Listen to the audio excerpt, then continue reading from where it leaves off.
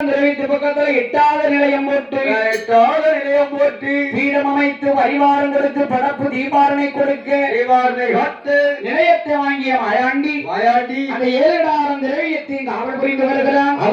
இப்படியாக 7,000 திரவியத்தை சுடலை காவல் காத்து வரும்போது இந்த திரவியத்தை யார் கிள வேண்டா தெரியுமா?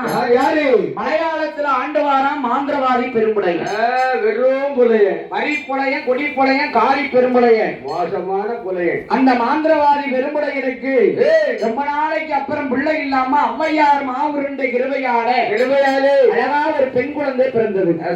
பிள்ளைய மாதிரி அந்த குழந்தைக்கு மாவு இசைக்கு என்று பெயர் கொடுத்தார்.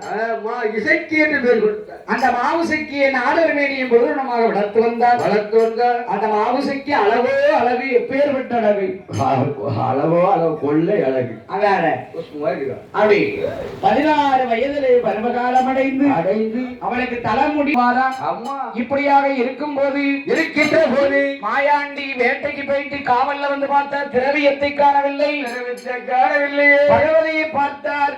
பகவதிக்கு கட்டி வைத்திருந்த விலங்குகளை தரித்து தாயை களவு செய்தவனை நான் கருவறுக்க வேண்டும், மலையாளம் போக வேண்டும், அங்க பகவதியை பார்க்க வேண்டும், பகவதியால பார்க்கணும், ஆந்திரவாதி வம்சத்தை கருவறுக்க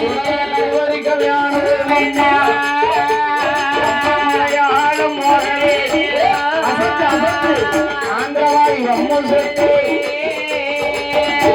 ஆண்டி கருவறுக்க மலையாளம் போகவே, மலையாளம் போகவே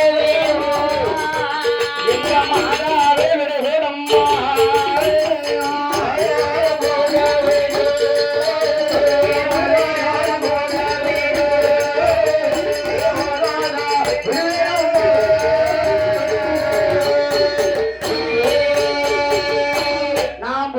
வம்சத்தை கருவறுத்தாத்தான் மாயாண்டி விடுவேன்.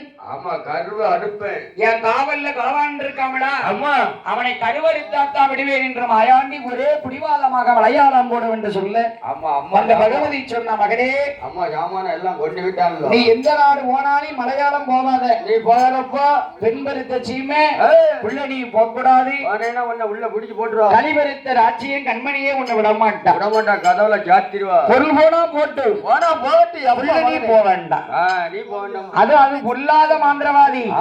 மைய உண்டு, சிமிட உண்டு, மயக்கு வித்த பாடம் உண்டு, உள்ளில ஜாத்து வைப்பான், பிரிஞ்சிருக்கிறவளை ஜாத்து வைப்பான், ஜாந்திரிகளை பிரிச்சு வைப்பான், பூரா மையதான், மைய வேலைதான். அவங்கிட்ட அஞ்சன மை, ஆரண மை, கொடிப்பெரம்பு, குட்டி பை, ஆமா கட்டையா இருக்கணும் நெட்டி ஆக்குவான், நெட்டியா இருக்கணும் குட்டி ஆக்குவான், அறக்குள்ள இருக்குமென்னு அம்பலத்துல பிடிச்சு இழுத்துருவான்.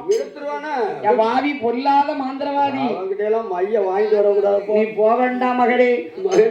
என் மகனே மாயாண்டி, மாந்திரவாதி பொல்லாத மாந்திரவாதி என்று சொல்லும் போது மாயாண்டி கோபம் கொண்டார். என்னமா பெரிய மாந்திரவாதி என்று பெருசா பேசுகிறாய்? அவன் அப்பேற்பட்ட மாந்திரவாதியா? அவனா நான்